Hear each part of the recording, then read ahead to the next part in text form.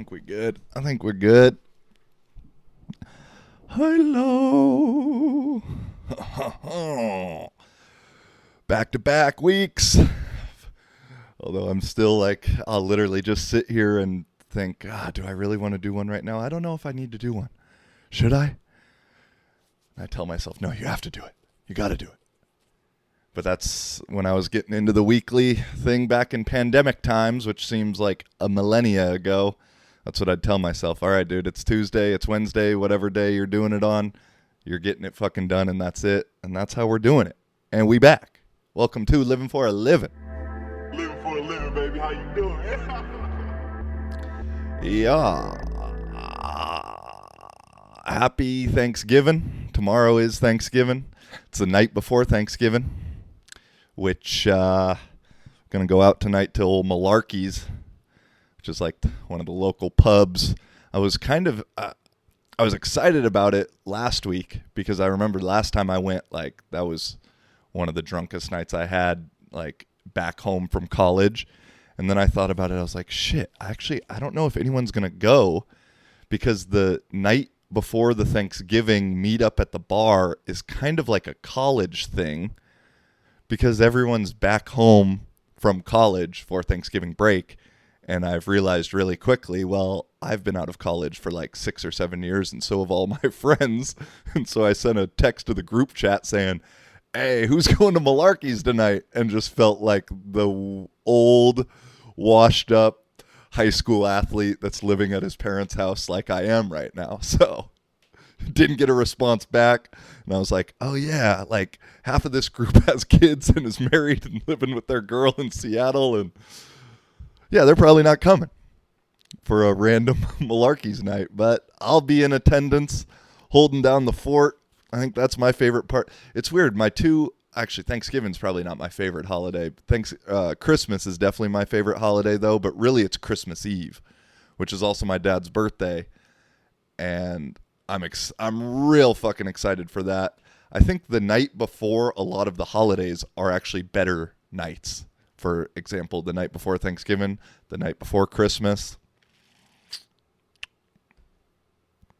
Those are the only examples I guess I got, but ooh, yeah.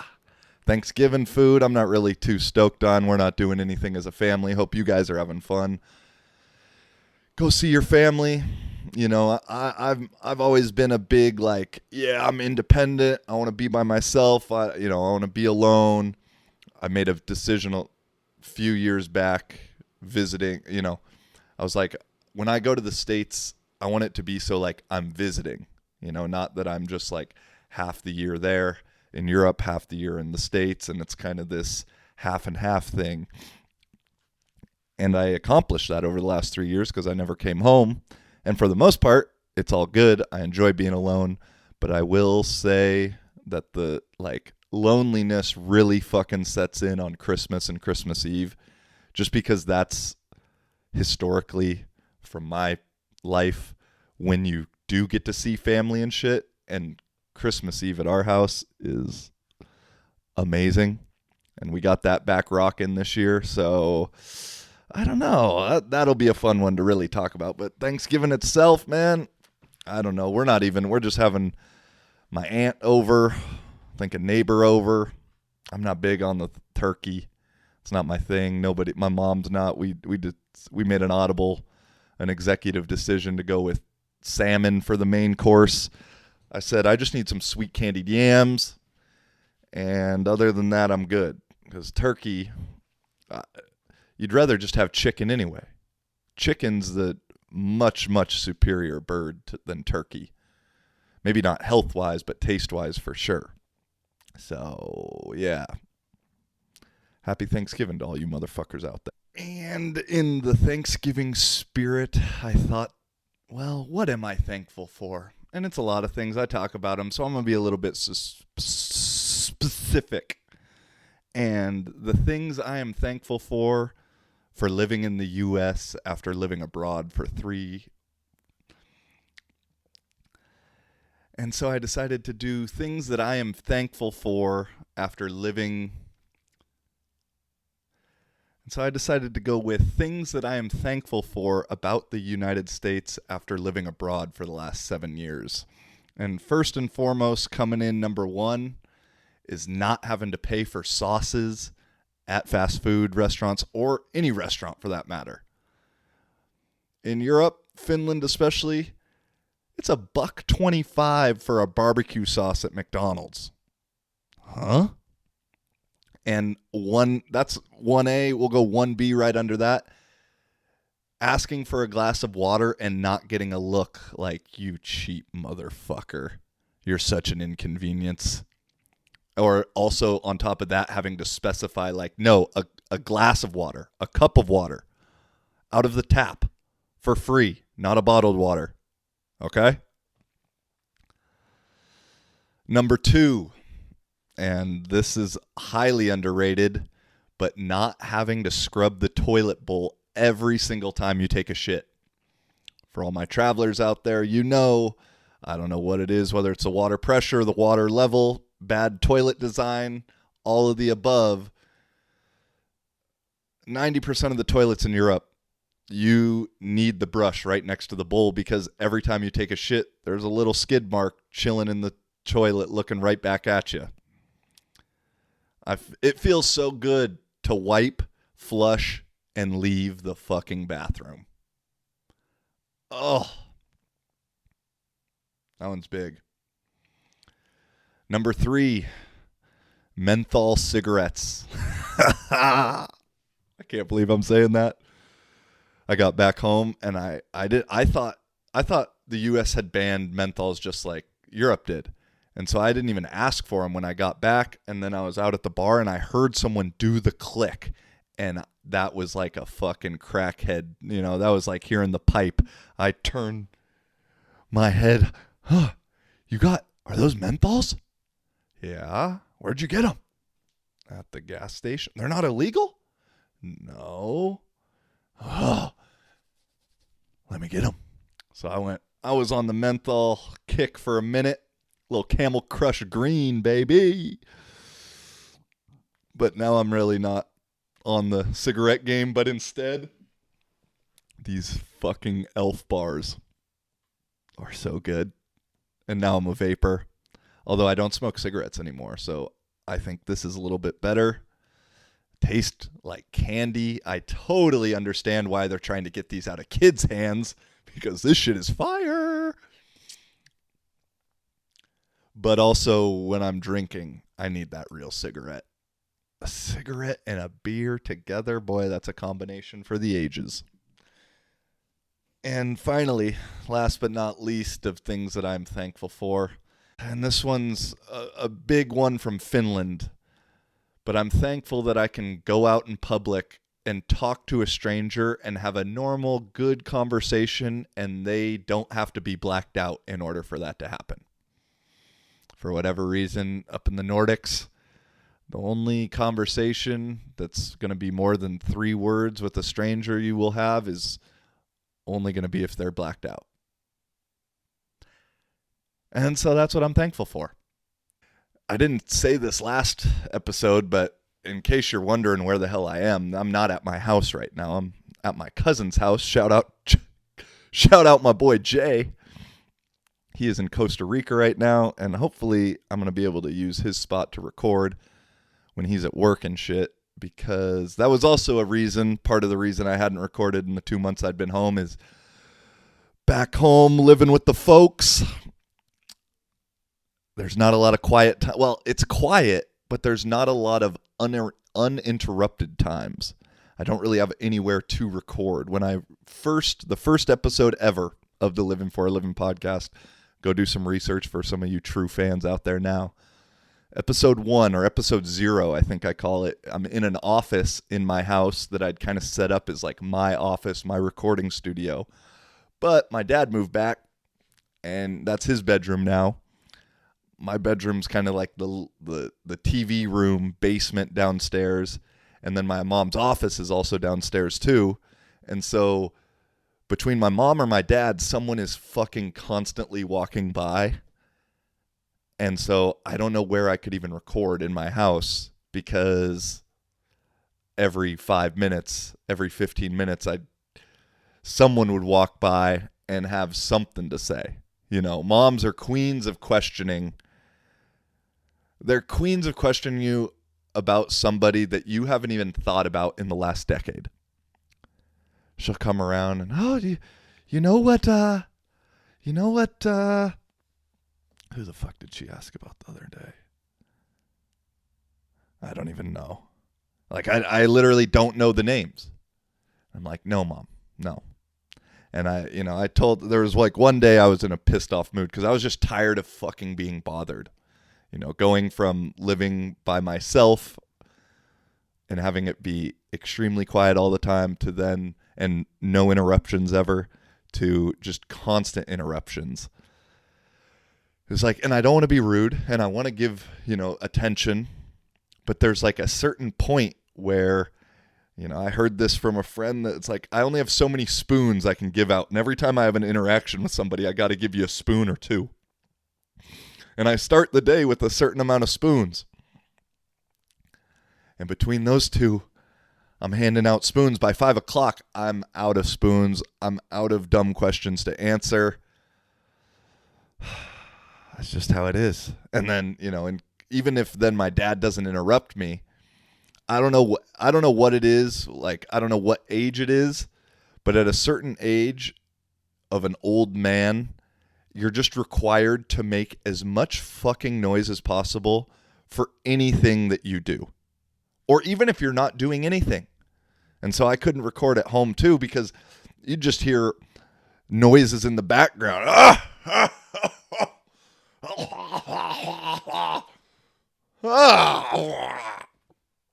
Getting oh shit. I mean, it's fucking insane. And I noticed because it pisses me off at a certain point now.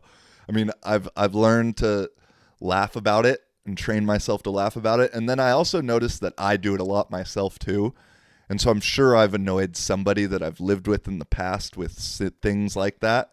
The other thing my mom always does that I've picked up that she doesn't even do anymore is I'll just, like, if I'm doing something on the computer or whatever, I'll just be like, little hum to myself. Not like a song, just a little hook. And, dude, that... So, yeah, that's why I'm here in this beautiful, down at the Kelly compound. My family, for those of you that don't know, in Issaquah, like pretty much my whole mom's side of the family lives in Issaquah or nearby. At least growing up they did. And my mom grew up at this place called the Kelly Ranch, which is just it's a big plot of land. Used to be a horse ranch back in the day when I was younger, like 50 horses. I think it's like 40 some acres right in the middle of Issaquah. It's kind of like one of the last pieces of land that's like undeveloped but still in the city. So it's pretty cool, and I think the land's pretty valuable. We're trying to sell it because I think my mom wants the money more than she wants the land at this point. But as of right now, my cousin lives in one house, my other cousin and his wife live in the other house right next door with their kids. We got a little RV park right here. My uncle lives at the next driveway down. And then my two cousins at one point have all lived down here. So we joke around. It's the Kelly commune. I've never had to live down here. I wouldn't be opposed to it, but I'd be a second driveway guy. We got two driveways. This is the cool driveway on this side. Sorry, David. What else, though? Man, that's the other thing. Being home, dude. I feel like I'm Shane Gillis right now, live in Austin. One of the best stand-ups of the last 5 years. I'd check it out. But dude, my dad's a Fox News dad. I've overheard so much fucking Fox News in the last 2 months. You could call me Tucker Jr. And it's, I know Fox News has that bad reputation. At least it used to, and all the news is fake news according to my man Don, which is true. But Fox News, I mean, it's hard because at this point in my life, I guess I think the left and the Dems are like somewhat insane. And so because of that, it makes me closer to the conservative side. Although I still kind of think the maybe not even extreme right, but the average to far right is also a little insane itself. But I hate to say it, but you agree with some of the shit that Fox News says, but then other things, it's just like, it's just entertaining. I guess that's what I'm trying to say. You know, I said it last week about if you're taking politics serious at this point, you are crazy and an idiot. And so what I've just done with all this midterm bullshit and just anything with Trump, Kanye, whoever, anything that's on TV at all, view it as entertainment. Whether it's the news, whether it's politics, whether sports, obviously. But if you put the frame of entertainment on next time you watch whatever political channel you enjoy, it is entertaining. And you will find some funny ass shit. Like last night, Herschel Walker was on there. They're doing the runoff in Georgia, and he's got two guys sitting next to him, and they look like the cast of NCAA college football Saturday. Fucking Lee Corso, Kirk Herbstreit, and a token black guy in the middle of them, Desmond Howard.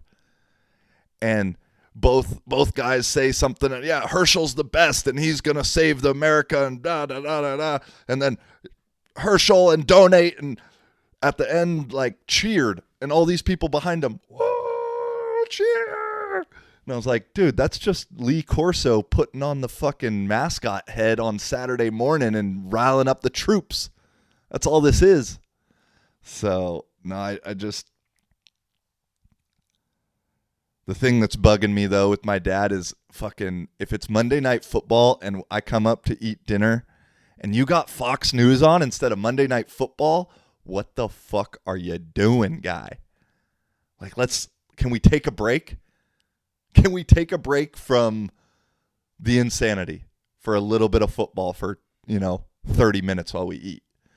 And then the most weird, ironic thing is the other thing my dad loves watching is this Japanese news channel that it's like in English, but it's, I think, produced in Japan. And so that's actually some like good news media because it's relatively unbiased. And so I don't mind that as much. I don't know what channel it is. I recommend checking it out though. Sometimes they got the voiceover in the Japanese accent. And I'm like, damn, you guys couldn't have paid someone to know how to say their fucking R's a little bit better. But yeah, there's nothing like that home cooked meal though. It's just weird how you like revert back to how you were at the time of wherever you are, at least for me. And maybe that's like a sign of immaturity of myself. But like, I enjoy cooking. I've cooked on my own and cooked for myself for a long time. I'm used to it. But cooking at home, like cooking dinner, I like cooking breakfast at home because I've always grown up doing that. But cooking dinner in my kitchen or my mom's kitchen just feels so fucking weird. It's like, no, this isn't what I do here. I eat here, and that's about it. All right? Yeah. What else from the back home stuff? Been going through a bunch of all my old childhood stuff. My mom is a little bit of a hoarder, which I'm thankful for. I'm a little bit of a hoarder too. And so I have like literally all of my childhood toys and stuff. But I had some dope shit. I'm a little bit disappointed in some of my things because, now I've been like going back looking on eBay. I got my Pokemon card binder, which original 151. No big deal. Those are going for on eBay for like 800, 900 right now. Got what else? I had a lot of Hot Wheels Matchbox. Tried to find the expensive ones. Nothing. Hella VHSs. Jurassic Park stuff, Ninja Turtles, like, dude, my downstairs cabinets is like a wet dream for a 5-year-old. I swear. But I'm mad at myself. I had tons of sports cards growing up, was collecting those. I didn't know what the fuck I was doing. Because I just wanted I wanted one of every guy. I just needed Michael Jordan, and that was it. And I'd have a million. But then the thing, my mom randomly pulls out of a closet some fucking Beanie Babies. And I'm looking, I'm like, Mom, these aren't worth nothing. And so then, but Google search, what Beanie Babies are worth anything these days? Go through, scroll through. Just so happens I have one of them, still new in the box. It was one of those that came from McDonald's. Thing sold on eBay for like $300-400. It came in a fucking Happy Meal. So, you know, that's how my brain always works now. I'm always like, what's going to be worth a lot in 20 years? The smart idea would just be to like buy bonds and stocks and, you know, get the like annual 4%, 10%. But that's not how my brain works. My brain's like, okay, well, how could I maybe save a bunch of shit that's not going to be worth anything with the lottery chance that one thing's going to be worth thousands of dollars? So I don't know what that even is now. Pokemon cards are still, I mean, Pokemon cards are the best. Pokemon's the best. Let's just put it like that, you know?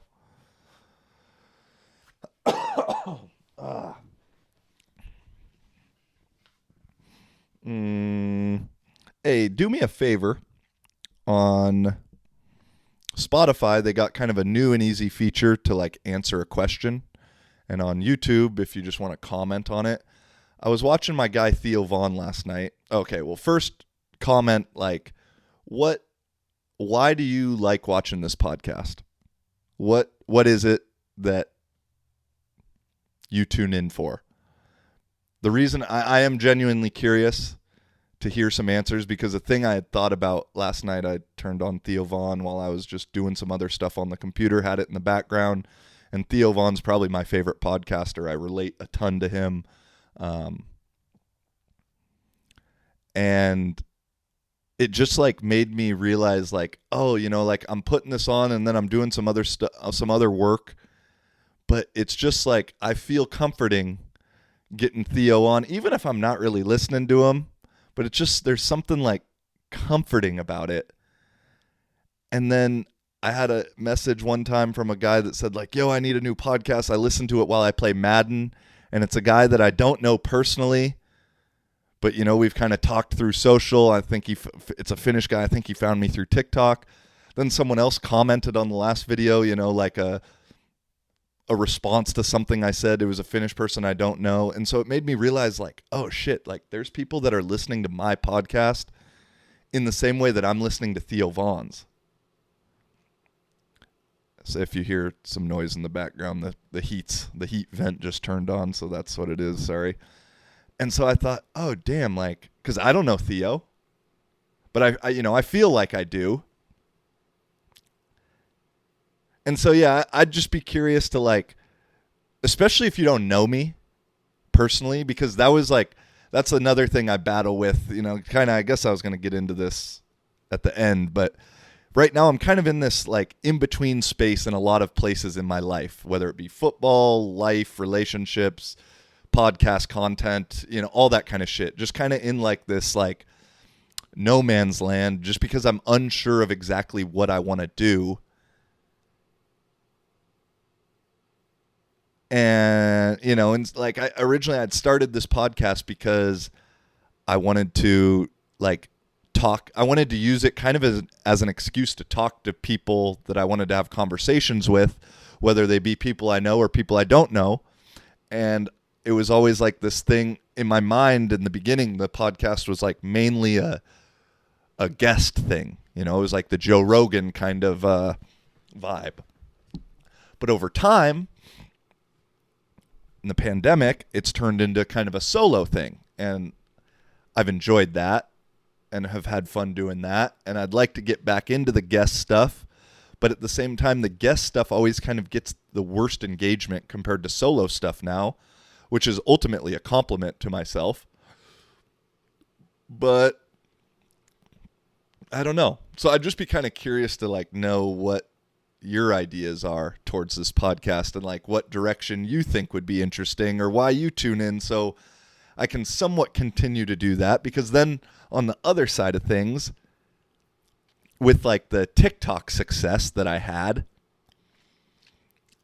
it's just human nature that you kind of naturally will then adapt and change your content in order to do what's working and what's gaining results.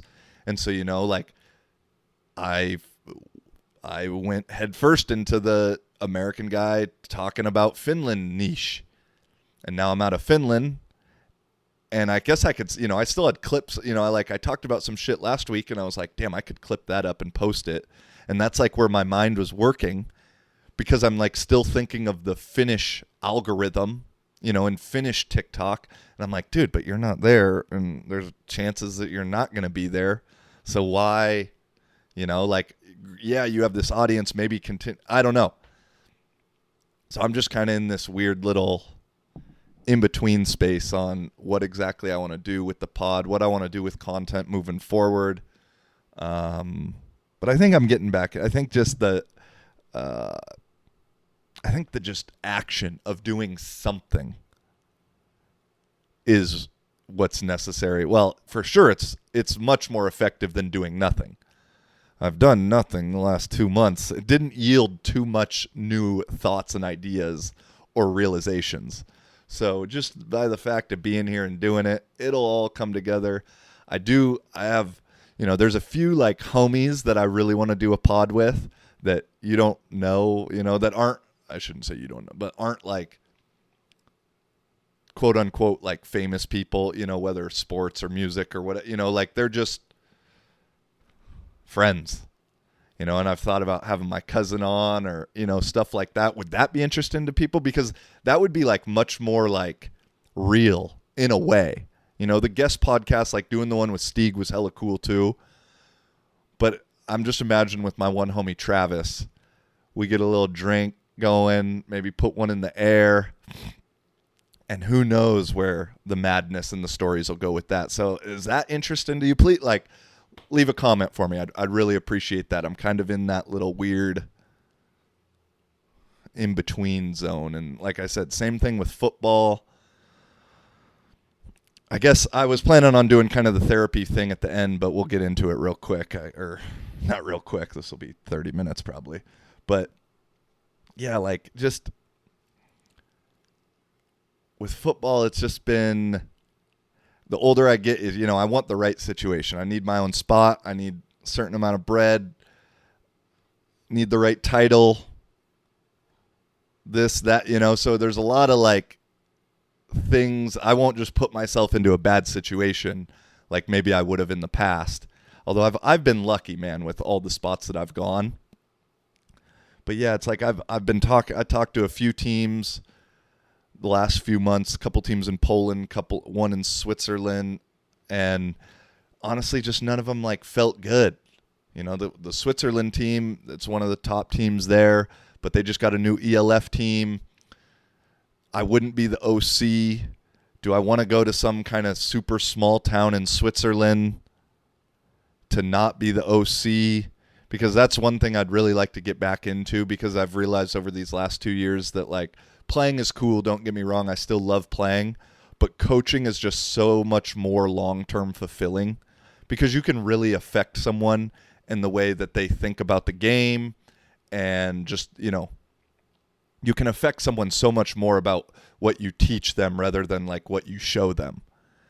And, because like anybody can show anybody anything. You can turn on the TV and get shown anything. But it's like it takes a connection and something special and, an appreciation and an equality to truly teach someone. Because at the end of the day, that's all coaching is. Coaching is essentially competitive teaching. So if you're no matter what fucking sport you're out there coaching, I think that's a huge misunderstanding for a lot of coaches, is like, oh no, I'm a motivational speaker and I'm a this and I'm a that and I'm a like, yeah, you can be all those things, but to me, and I'm just some nobody, but if you got to go into coaching thinking you're just a teacher. And I think that's a mistake a lot of people make, a lot of coaches make, especially out in Europe. Like, I think a lot of European coaches who've never been around like a real football program, they only see mic'd up, they see Hard Knocks, they see that kind of stuff. And so then they just kind of try and like emulate what they see in those clips. Whereas, they don't get to see like you meeting with one of your guys to talk about classes and talk about life and really teaching the reads and the rules to the offense and all that stuff like from it's school. They'd kind of just see these pro guys who, it slightly changes maybe at the pro level because guys don't need as much like teaching, but it's still that's all it really is, man. It's really all it is, at least to me. That's how I view it.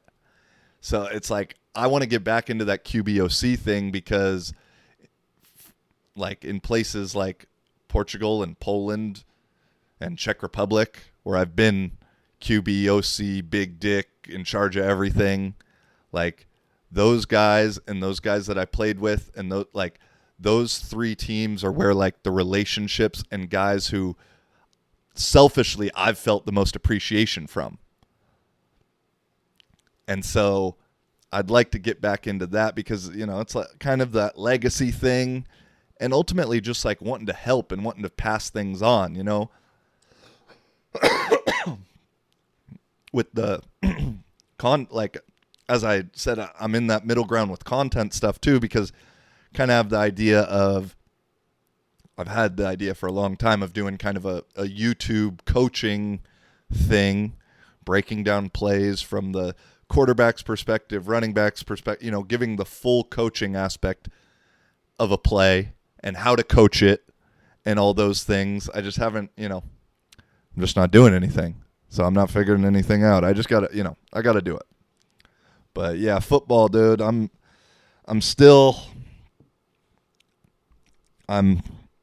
hoping amongst hope, and I shouldn't do this, not having any expectations, but I know I got a little hope. But hope is a good thing to have. Hope is necessary to have. Heard about the rats. They put a rat in a bottle of water or a bucket of water. Thing will normally die at about 6 or 7 minutes, but if they take it out right before it's about to drown, let it rest, and then put it back in that bucket of water, it'll start swimming for another hour because it thinks it's going to get rescued, and that's why hope is fucking important. But I got way too much hope right now because, well, I'll put it like this. Ever since my first 2 years I played in Portugal with my boy Colin, who I've mentioned throughout the years, he was receiver, and me and him killed it together. I think in 2 seasons we had like 40 touchdowns. It was unfair, honestly. And he's easily been my favorite person I've played with on the field. He's probably my favorite teammate I've had off the field.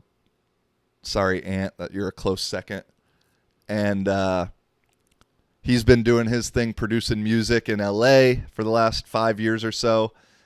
And there was like a chance when I went and played in Barcelona that he was going to come and play with me. He had talked to the coach. It didn't go good though. So he was out. And I always just kind of, when we chop it up, I'll just sprinkle in the idea of like, yeah, man, we should play together again. And it's last couple times we've talked is like the first times I've kind of gotten I wouldn't say positive, but I wouldn't say a negative response, an indifferent response. And so I'm hoping amongst hope that 2023 will be me and Colin and we'll go down to Brazil and play down there.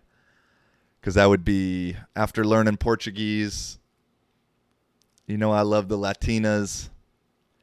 And Brazil, Brazil's been something I've been super curious from before I even knew Portuguese, I feel like. I don't know. Brazil's always been in my mind. And so that's kind of the idea right now. The team I'm talking to is in the championship this weekend. Hopefully it'll work out. I think I'd go there alone also. But yeah, I've been talking to this team for the last like 3 or 4 years, but then COVID shut them down for a couple years, and then I'd sign somewhere before they'd offer me, because their seasons are a little bit different timing than European seasons. So I think this might be the year. And then I've also been talking to nothing serious, nothing major, but talking to the two teams in Helsinki. And, part of me would love to kind of do the Tom Brady win 2 championships, win a couple championships in like the dynasty team, and then switch teams and win another one with a different team. That'd be pretty cool. But at the same time, I'd kind of like something different. I'd kind of like to get out of Europe. I think a big reason I'm like in this like confusion in my head is like, like a lot of, and I got to probably just get off social media, but it's like, I don't know, this like new age of athletes on social media, and then it also being like in Europe of like, just like this phony, just this fucking fakeness where everybody's fucking friends, everybody comments on everybody's thing saying, oh yeah, brother, great job, and blah, blah, blah, and oh, respect, and everyone shares the story and this, of people that I know you don't even like that fucking guy. Like, we're not boys. I know you're not boys. Like, it's just all this, like, stupid, like, clout chasing, phony, I'm going to be friends with him, and we're all getting along, and it's all, yeah, we all getting that bag together. Meanwhile, ain't nobody doing shit. And so it's just like, I noticed it a little bit last year where, they say that you are an average of the 5 or 10 people you spend the most time with, right? And as I've said, that this last season in Finland, it was like tough for me mentally in certain ways. And as I reflect on it more, and I thought, I heard that quote from somebody, and I started to think like, well, if I can quote people. Like, the team was way different this year compared to last year with the imports and all that stuff. And so, like, there were some guys on the team I fuck with, don't get me wrong, but in comparison to the year before, in comparison to past teams I've been on, like, this last team was the team I fucked with the least, you could say, And so then you add in, okay, let's think about the 5-10 people I spend the most time with. If I only really like one of those motherfuckers, like, because you have a choice who you spend time with to a certain degree. I spent a lot of fucking time alone last year too, because I didn't really like most of the people I would spend time with. But then I think about, okay, the 5 then people I spend most time with, and if I don't really fuck with them, then logically I'm not really going to fuck with myself, Like, it's this whole last few months have been like a real big eye-opening thing, just from the perspective of like seeing my parents and like how they are, like, as they're getting older, and like realizing like, yo, time don't wait for nobody. Mother Earth and Father Time are undefeated, boy. Like, ain't nobody ever beaten them. You might have them in the first quarter, but eventually fourth quarter comes around, both of them are going to beat you. And so just like, I've enjoyed kind of being solo, doing my own thing. I love being independent, all that shit. But at the same time, like, it's not the journey. It's not the destination. It's the fucking people that are in the car. And, I like doing solo road trips. Don't get me wrong. I've done them. But also having a couple homies or having a down-ass chick or ride or die with you is a little bit more entertaining, probably a little bit more fulfilling. You can learn some things that you can't learn when you're by yourself, although you can learn some shit when you're by yourself that you can't learn with the others. But no, so one of my thoughts, like, moving forward is like, yo, I'm just trying to like see and spend time with people that I really fuck with and I really care for, because I don't know when the next time I'm going to see them is. And then also because that's like the ultimate way of the happiness shit is like surrounding yourself with people that you fuck with. And so, yeah, I don't know how I even got into all that. Like I said, therapy session 101. But that's why I'm like a little like unsure with the Euro football right now, because I've been there like the last 8 years, so I know a lot of the people. Like I said, it's all social media shit for the most part, but just like seeing kind of the phoniness, and I'm a little like, it's like a fresh wound right now because I'll just say, well, I don't know, because I don't want to throw anybody under the bus or anything like that, but let's just say someone. I don't even know how to, like, I knew it. It's like this catch-22, because someone that I've been around quite a bit in the last couple of years has turned out to be, in my opinion, super fucking phony and a huge pussy. But at the same time, I kind of thought that throughout the last 2 years, and like talked myself out of it. And so in part of myself, I'm like, well, your gut was right. It was nice to know that you were right. But then it was also like this thing of like, damn, you were right. And that low-key hurts, you know? And knowing like, damn, you put in all this fucking effort for it to go like that? All right. So, no, I got a little bit of fresh wound. And then, like I said, combined with just like, I'd say like 90% of the dudes that I see on Instagram that play football in Europe, I'm just like, it's just cringy to me. Just the phoniness and just the like want to be homies with everybody and sucking everybody's dick even though they don't believe it. And I don't know. It's just not the box of rocks I want to be in. And so part of me thinks like maybe Brazil could maybe even be worse, but I doubt it.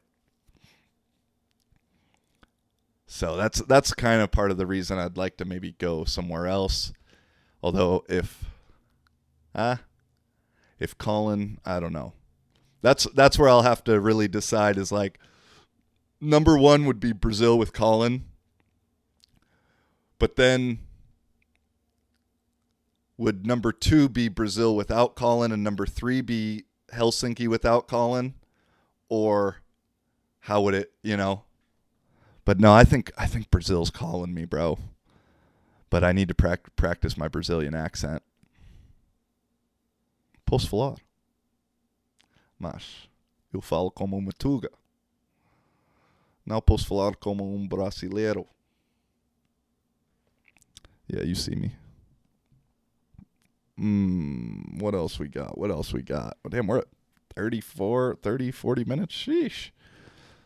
Thank you for listening. As always, thank you. Okay, well, hey, since we're on it, I know I kind of breezed over the championship game and the end of the season last year, or last episode. But I got one story. And this is probably one of my favorite stories that I'll ever tell because it has video evidence to go along with it. And so the championship game, quick summary, we ended up playing the Crocodiles, who's a team we'd kind of smacked the 2 games earlier in the year. And we truly thought we were going to play the Wolverines. We were low-key rooting for the Crocodiles to win because it was like, versus the Wolverines, we were kind of scared of. Like we still felt good, but they had a squad. They have like 8 or 9 Americans on the team, which I told my boy Colin, I was like, yeah, bro, we were supposed to play the Wolverines and they lost. And he was like, that's a team with like 9 Americans?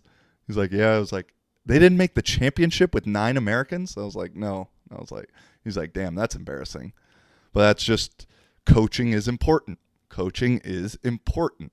And that is throwing shade at their coach because that dude's a fucking joke. But that dude... Another quick story while I'm in one story is that dude the year before I had gone to Kuopio, I had messaged a couple other teams in Finland saying, hey, I'd like to QBOC. I see You guys had a shitty offense last year. I said it in much more of a business, politically correct way, but I think I could really fit into what you guys are doing. And I sent that both to the Crocodiles and the Wolverines. Both of them left me on red while checking out my profile and looking at my Instagram stories constantly. And so I had a personal vendetta against both those squads, which I'm undefeated against them, and I'm undefeated against the Roosters too. But that coach, fucking Mattingly, left me on red, and then he would look at my Instagram stories constantly and not follow me. And I was just like, dude, why? Like, again, that last thing I had just said about people being hella phony, this is one example of it. And so, I like to, if you know me, I like to talk a little shit on the field. And so he was complaining about some call or something, and I was like, bro, shut up. And it's funny because I'm older than some coaches now in Europe. And so it's like, dude, I can really say whatever the fuck. I would tell you whatever I want, whether you were 60. But now if I'm older than you, I'm going to really son you. And so I was like, bro, shut up. And he's like, oh, Bradley, no, you shut up or something like that. And I don't know what, but I was just like, hey, bro, if you're going to look at my stories all the time, you might as well just follow me. And I'm saying this on the field. I'm in my huddle. He's on the sideline as I say that. And I remember Ant was right next to me, and he was like, oh my, this is like his third game in Europe ever. He's like, oh my God, what is going on? He's like, the quarterback's talking shit to their head coach? It's like, yeah, Ant, what's up? So yeah, that was that guy. But anyway, back to the championship game. We kind of, I was a little worried all week going into the game because we really thought we were going to beat their ass. It was like, all right, how much are we going to win by kind of thing? And that's always a scary thought to have going into any game, but especially a championship game, because normally championship games, weird shit happens and it doesn't go as planned. It's also really hard to beat a team 3 times in 1 year. So I knew there were all these things. And so, the one throughout the week, I remember us talking. It's like, no, they're not going to do anything different. They're going to stick with this and blah, blah, blah. I was like, well, what if they come out and do this? No, we don't need to worry. Okay. All right. Well, they came out and said, fuck you guys. You're going to have to beat us throwing the ball. Ant was MVP of the league, 30 touchdowns, 180 a game. It makes sense. I would do the exact same thing if we played us too. And so they had like 9 guys in the box constantly. We're just always in man on the outside. We ended up getting a big play on our second drive. I think third drive we went down and scored 2. We're up like 14-3 at half, like kind of had the game in the bag. But then we just couldn't get anything going on offense the rest of the game. I mean, we didn't get much going on offense the whole game because they were just stuffing the run, and we weren't really prepared for it, and we didn't make any adjustments in game. I mean, mid-game adjustments in Europe are a thing that nobody has heard of. And so, like, the teams that do really, really good, like the Schwabisch Hall Unicorns, you probably look at the Vienna Viking, any team that you see, like, do really well, like, consistently, although I guess the Steelers are a bit of although I guess in Finland there's just, the Roosters kind of make some, Roosters defense would make in-game adjustments, offense not so much. But, like, you could always tell, like the teams that really know their shit are making mid-game adjustments. But for the most part, like, that concept just is completely foreign to European coaches because, again, like I had said in the beginning, I think a lot of them, have never been in a real program and have never, whether it be college, some high school programs are legit. And so, like, and then hearing how coaches are thinking and what's actually being said on the headsets and stuff like that. You see coaches in Europe with these headsets and it's like, bro, you're not even saying anything. You're not talking to anybody. Like, you're just wearing this shit for the pictures. So we didn't make any mid-game adjustments. And so anyway, they come back and they get another field goal and then they score and get a 2-point conversion with like 1:40 to go in the fourth quarter. And my guy Ant, MVP of the league, has like at this point maybe like 10 carries for like 20 yards, like nothing. And it was funny, in the pregame I kept telling him like, bro, just wait, like your play will come. Like you don't have to make the play on every single play. Like, I was doing it just to kind of tell him like, let's just, like, your time will come. You don't need to force it. And I didn't realize I was going to be that fucking right, but golly. So at this point, he's pissed, because he hasn't been able to get anything going. Offense hadn't been able to get anything going. And so he's like, yo, I'm going on kickoff. And in my mind, I'm like, okay, good. And we got Tino back there too, who's also a hella good returner. So I'm like, okay, we're set for a good return. I haven't had a game-winning touchdown drive since probably like senior year of college. I might have had one in Portugal. I know we had one shootout game. But I don't think I've had to have a game-winning end of the half, like tied or down thing since college. And I had like 4 my senior year. So it's like I got it in me. And I was like, oh, this is my time now. I didn't realize this. I'm going to do this. All right, cool. Like, I'm ready. I know we're about to go score. I'm okay, cool. I haven't had to do this. I'm going to have to win this shit. And I'm kind of gearing up in my mind thinking about that. And I see him kick off, and they kicked it to Ant. And right there, I was like, oh, what are you doing? Like, you are fucking stupid. And I talked to their captain of the other team after the game, and it's crazy because you can see it on the TV broadcast of the game also. And he was like, dude, when I saw that they called the kick right and it was going to go to Ant, he was like, I'm on the field telling the coach, no, don't do it. But they didn't listen to him, luckily. Little pooch kick to Ant. He catches it and just goes straight one-on-one Allen Iverson, Tecmo Bow mode. And he gets up, makes one guy miss, somehow makes another guy jumps, gets kind of grabbed, spins off it, throws him down, and then he's just off. And the Finnish announcer, I've probably watched the video a million times. The Finnish announcer is so funny. He starts laughing. Pallon Riesenauerin käsiin tässä aloituspotkussa ja minkälaisia temppuja nähdään tämän jälkeen. Riesenauer vielä leikkaa keskustaan ja etenee edelleen, tulee yli puolen kentän ja Leopold Riesenauer viekö pallon aina. Because it's almost like he can't believe you just kicked it to the MVP of the league with 1:30 to go and lost the game because of that. And so, no, I had to tell that story just because I'm going to make a sick clip probably for Instagram. Because the dude is going like that and talking to 21 after the game. And he's like, dude, I can't believe we did that. And I was like, dude, why didn't you say something? Why didn't you tell the kicker no? You're sitting over there listening to a guy who knows nothing about football. That's just one thing I guess I can thank my dad for is say how you feel for let it be known if you disagree. And actually part of the, as I say that, I realized, damn, over the last couple of years, I hadn't really been true to myself and said exactly how I feel in the moment and kind of was very Finnish and just kind of swept a lot of shit under the rug and was like, well, life's good. Life's comfortable. I'm not going to cause any problems, but that's a recipe for disaster, I think. So no, that story, that was the coolest ending of a game ever. Even though the ego in me kind of wanted to do the game-winning touchdown drive, I was so hyped for Ant because he had told me bro, I've never scored in a championship game. I didn't score the year before. I didn't score in the 2 in college that I played in. He's like, but we won them all. So I just thought maybe that's the recipe. I score a lot in the regular season and then I just don't score in the championship. That's cool. I'll take it.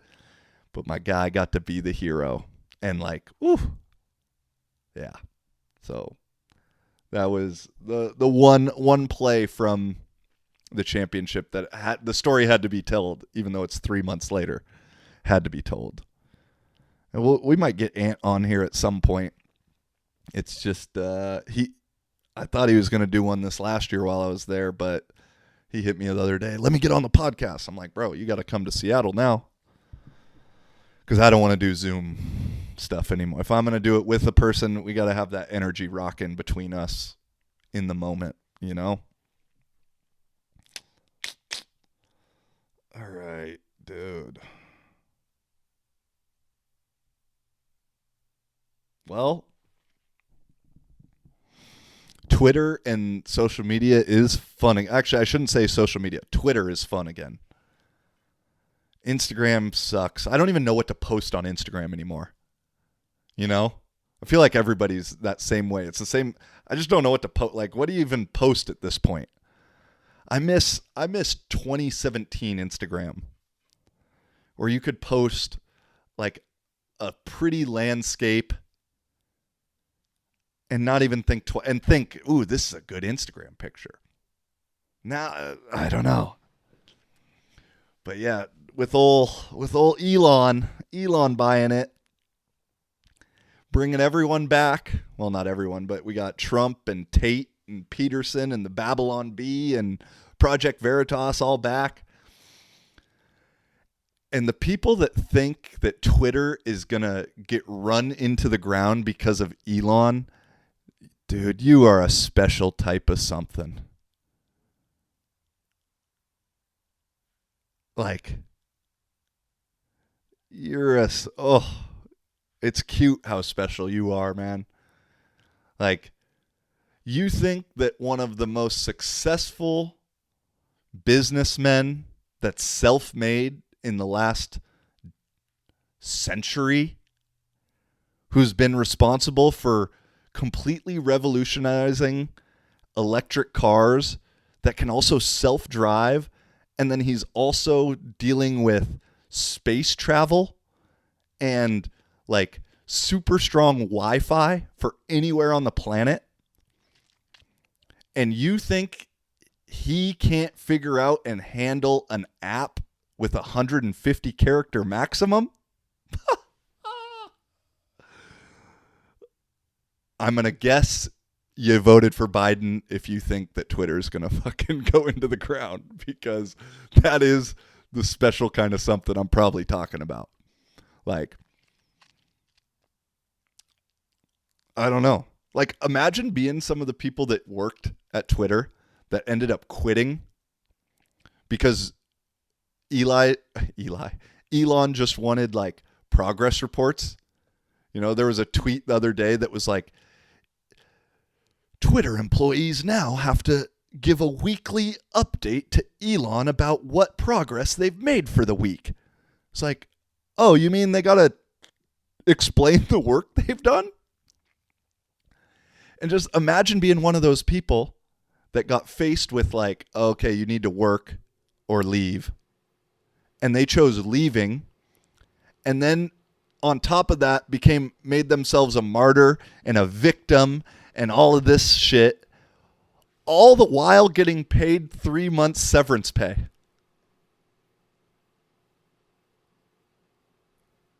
Like, it's, I hope one day I get to meet someone that says like, yeah, I left Twitter when Elon bought it. Just so I can know that person and see him and like hear him, and you know, like I would love to know, you know, because I'm speaking badly kind of about that and kind of talking condescendingly now, but I'd also just like to know and hear their thoughts or lack thereof.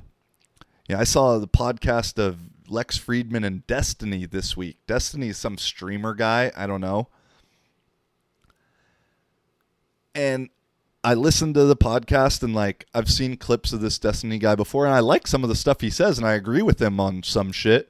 But then he went like gung ho of like, yeah, I like Biden. I think he's done a great job. But it was interesting to hear because like you don't hear too many people say that openly and then have reasoning for it. And while I think like his reasoning was a little psychotic, you know, he thought the way we got out of Afghanistan was good, and he doesn't think Biden's mental thing is that bad, you know, like, but still there was thought behind it. It wasn't the reasoning for him liking Biden wasn't because he wasn't Trump, which is 95% of the people that I hear say that. So no, Trump hasn't even tweeted yet, although it's because I guess he probably has a deal with Truth Social, or I think it's his own thing. So he probably really can't tweet. But boy, I can't wait for his first tweet. I mean, he hasn't said anything, and he has the extreme left just melting down already. Just melting down.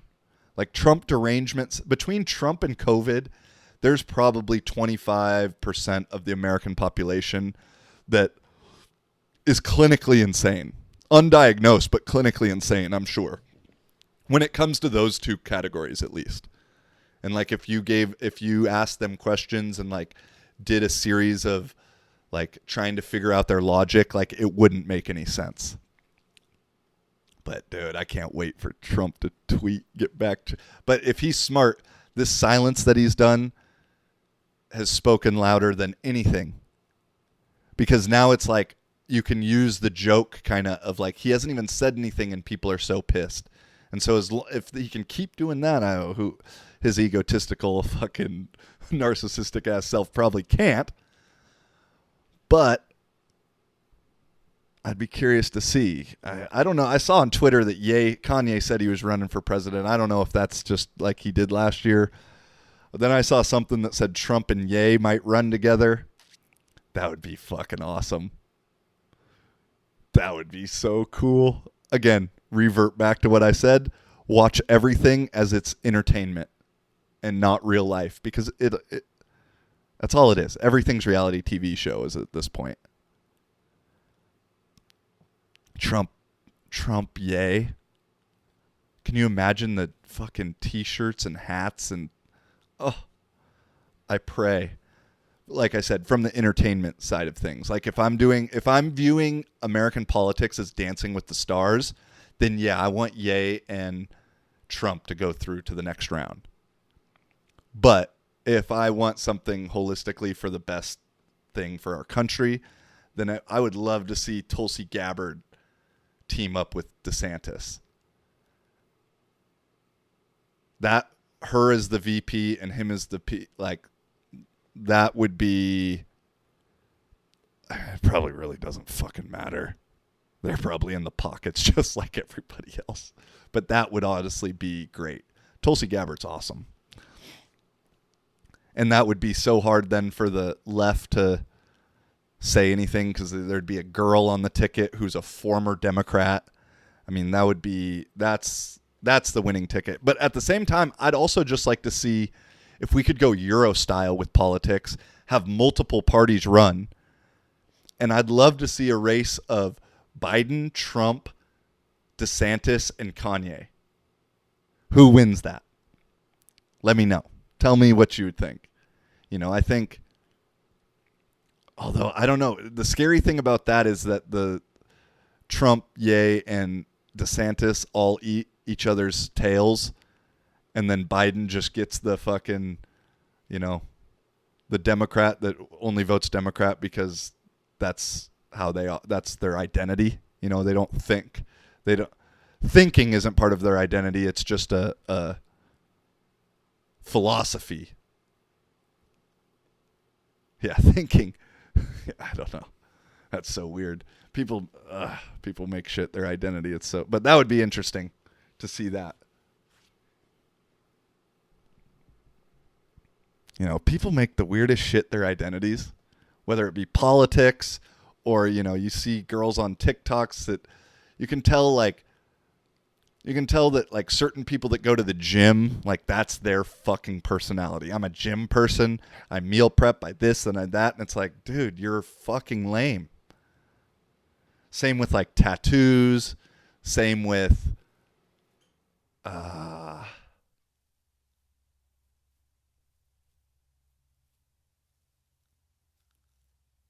yeah, I don't know. Same with like even, dude, dating is weird. Tinder here is strange. All the apps here are strange. Maybe dating everywhere is just weird, because it was weird in Finland too. But like the amount of people that are on Tinder here with like the ethically non-monogamous thing in it is like, all right. I mean, but it's like, I don't know. I'm just judging. I got to stop that. I got to stop judging. Yeah, I don't know. Well, no, let me judge a little bit. Let me judge a little bit more, because The other day I went to the gym at like 5 p.m. and that was a huge fucking mistake because it was essentially TikTok in real life there. Like, I've been in Finland the last 2 years, and so I see like American TikTok on TikTok. But, in my mind, it's like, okay, that isn't actually real. Like the Bryce Halls and the Josh Richards, like that. That's just like, that's not real. I was wrong. At the gym at 5 o'clock, when it's like all high school guys getting out of school and going into the gym, bro, literally every single kid 18 to 21 years old, or I should say under 21,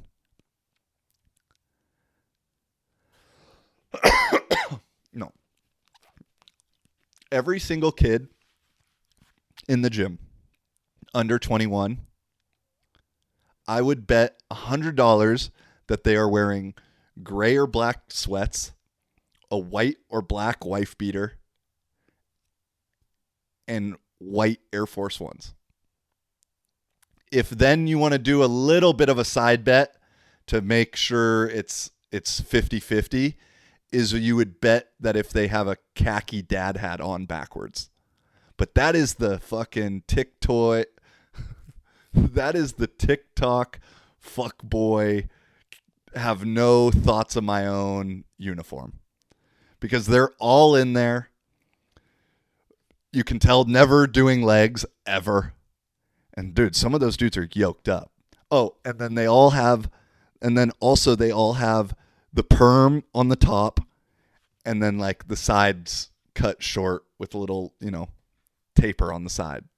It's like I've never seen, it's TikTok in real life. And then on the flip side, all the girls that are in that same age bracket, exact same thing. Little ass spandex shorts in some like pastel color with an oversized t-shirt on. If then they feel themselves and they are a true gym girl, then they'll eventually take off the t-shirt and they'll have like a sports bra type of thing that's essentially like 2 strings and a piece of fabric to cover the titties, which I'm not complaining at all. I love a good gym fit, ladies. It's like that. What she's a 6, but she has a good gym fit. She's an 8. That's a thing. Ooh, I should put that on TikTok. That'd be a cool one. But it was baffling to me. Like I was like, whoa. I still haven't seen anyone else recording in the gym. Like I was shocked that not one of those little TikTokers had a tripod with them. But that is a thing. That is a thing. But again, I'm like, with the girls, I'm not complaining about it. I've realized I'm starting to get, I would call it camp eyes. We used to say that like in camp in college football, where like for 3 weeks straight, damn near a month straight, you have practice all day, every day. And so you're only seeing your team, and you're on campus before all the students. So you're only seeing the team and maybe some like people that work at the cafeteria. And so like you would see a girl 2 weeks into camp and she could be a dog. And you'd be like, damn, look at that. And so I think I'm experiencing a little bit of that out here, because I just, for the most part, kick it at home, go to the gym. I go out maybe once a week. But then other than that, I'm just kind of chilling at home. So when I see a real life ass, your boy might be looking. And I go hit, shout out my boy Hansa, I go hit 2 sets of something near him. Actually, I felt good. I'm assuming, I don't know. They had to have been high school. They couldn't have been college. But I kind of felt good about myself the other day. And this might sound creepy. I really don't mean this creepily at all. I'm not trying to get with high school girls. But I was like stretching, and this one girl and her friend like kind of stretched next to me. And again, like I said last week, I'm still in the finish mindset where like if I make eye contact with someone, I look away as fast as possible. Whereas the American thing to do is to like purse your lips or give a little nod or something. And so there's been a couple times now where I, just randomly kind of pass a girl, or she comes into my area, I come into her area, whatever, and we lock eyes, and I'm going to look away quick, I'm not trying to be creepy. I'm not a hit on the gym type of dude, like that's not my thing. But I've gotten like two little kind of like smirks. And I was like, oh shit. Is that what we're doing now? Am I going to have to hit on a chick at the gym? No, I for sure won't. But yeah, the camp eyes, I noticed that where you finish up the workout and you're like, well, I don't need to go home. And that girl's doing hip thrusts over there by that box jump area. Yeah, I could go do some box jumps and handstands. That's impressive, right?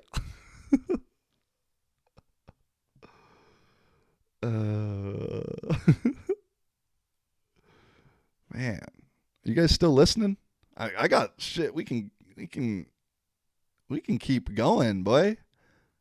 We can really, really keep going. I mentioned Tom Brady earlier in the episode, and I have to say Tom Brady divorcing Giselle was like a big, big thing for me personally. Just from the sense of like, I know I said I had some hope earlier, but this has also given me no hope. Because if you mean to tell me that the best quarterback in the world, who's won 7 Super Bowls,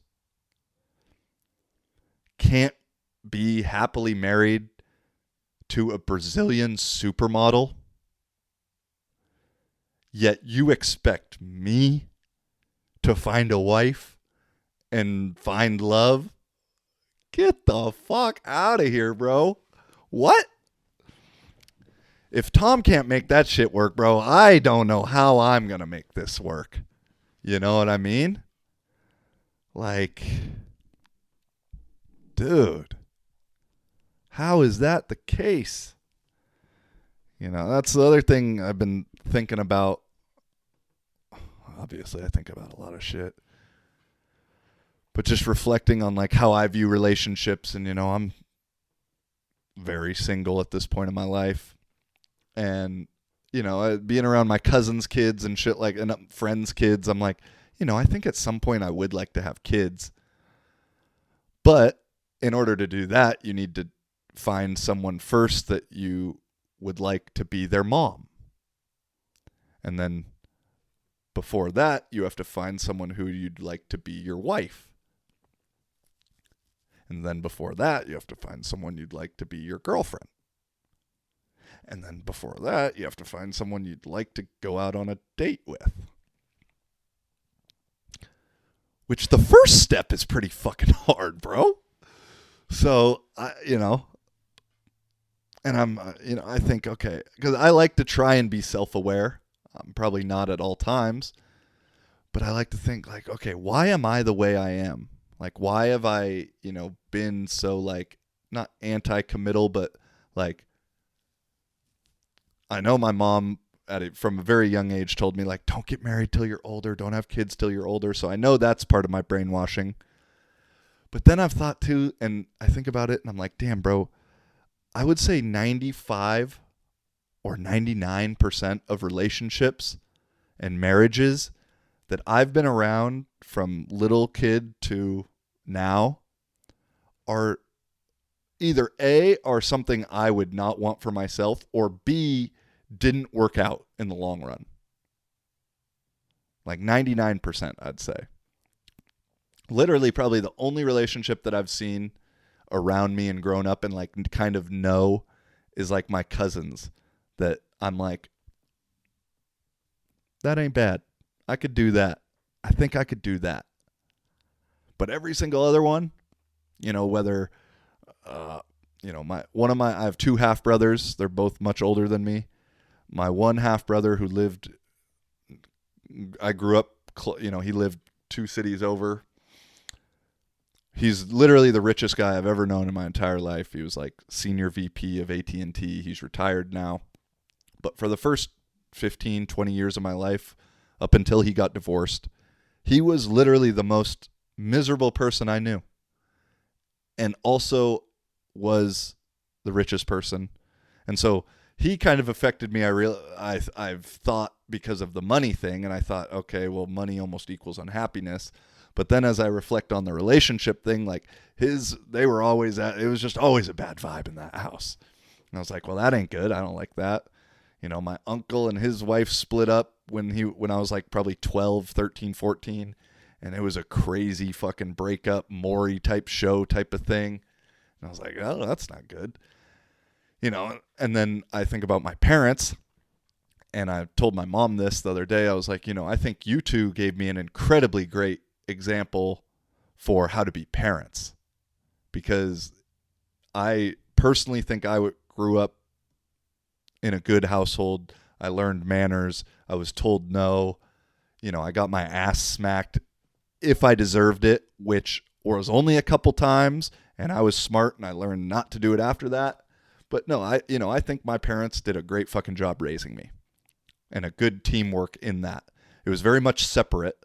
You know, I did all my sports shit with my dad, and I did kind of all my other shit with my mom, but we all still lived together. But then once my senior year of high school football ended, my dad moved to St. Louis to do his music store, work there full time. And I don't know all the details yet, but like my parents never got divorced, but then they stopped kind of living together up until like 3 months ago. So I think he moved to St. Louis in like January of 2009 or December of 2008 for ease of conversation. And now he's back in 2022. So like 14 years apart. And, you know, now it's like they're still married technically, but my dad sleeps downstairs. My mom sleeps upstairs. They're not like wifey husband, you know. My mom and I have talked about it a little bit, and, you know, and I told her, I said, but even though you guys were a great example on how to be parents, I have to say, like, terrible example on how to be in love or how to be married. You know, it's like, there was never, it wasn't like they fought all the time or shit like that. It was never anything bad. Like I said, I look at my childhood very, very positively.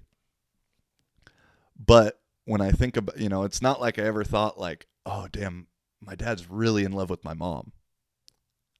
You know, and when I think about my marriage and how I would like to have a partner and that kind of thing, like that's what I would like my kid to think about me and their mom, you know? And so like, obviously I know it can't all be fucking fairy tales and kissy faces all the time and that kind of stuff. I get that. But like, that's a thing for me that I've realized like, damn, I just haven't had a very good example at any point in my life of like a marriage or a super committed relationship being beneficial to the person. Because I just haven't seen it.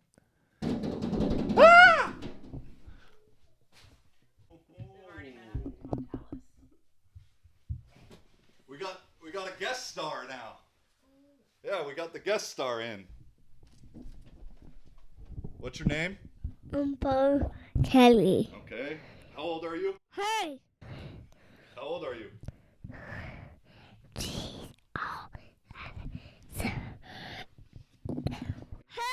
And what are you going to do today? I'm going outside and going to play and going to hit a coyote and kill mom pump them. And go see the Christmas light? And go see the Christmas lights? No, you talk. No, you talk. Okay, I talk. What do I talk about? You talk. You want to go to the Christmas lights. Oh, I do like Christmas lights, actually. Yeah. Talk to it. Okay. Well, some of my favorite do you guys have Christmas lights? No, not yet.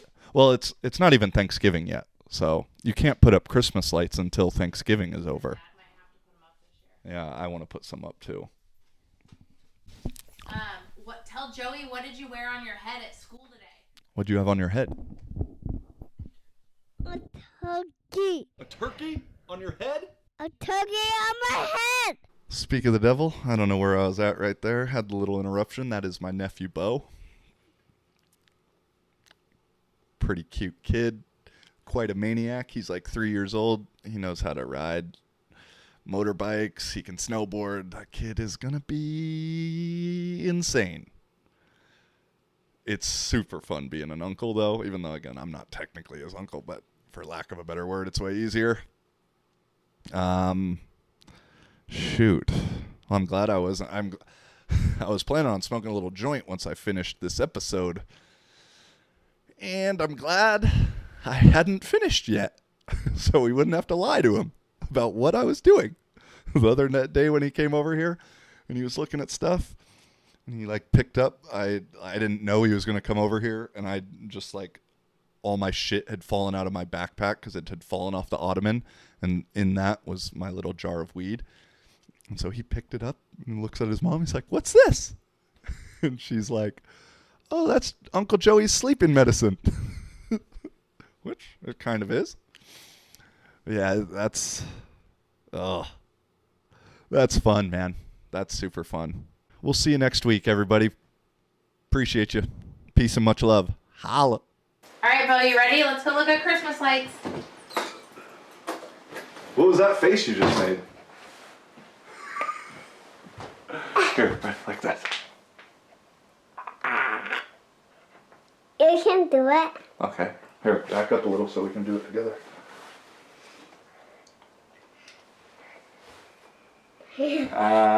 And stick out your tongue. We just got the thumbnail for this episode.